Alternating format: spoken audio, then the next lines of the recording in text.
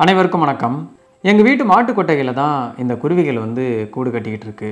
நான் தினமும் இங்கே தான் உட்காந்து தேநீர் குடிப்பேன். அதனால் அடிக்கடி என்ன செய்யுதுன்னு பார்த்துக்கிட்டு இருப்பேன். முதல்ல 2 குருவியும் போய் சிறு சிறு கொடிகளை கொண்டு வந்து கூட்டை அமைக்க ஆரம்பிச்சது. அப்புறம் வெளிப்புறத்தில் கொஞ்சம் கட்டி முடித்ததும் ஒரு குருவி வெளியில் போய் மெதுமெதுப்பான புல்லை கொண்டு வர இன்னொரு குருவி அதை வாங்கி உட்புற கூட்டை கட்டிக்கிட்டு இருந்துச்சு.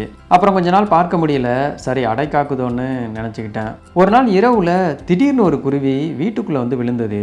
பக்கத்தில் போய் பார்த்தேன், நடுங்கிட்டு இருந்த குருவி பறந்து போய் சுவத்தில் உட்காந்துச்சு. அதை பார்த்த உடனே இது பூனையின் வேலையாக தான் இருக்கும்னு வெளியில் போய் பார்த்தா கூரை மேலே பூனை குருவியை பிடிக்கிறதுக்காக காத்துக்கிட்டு இருந்துச்சு.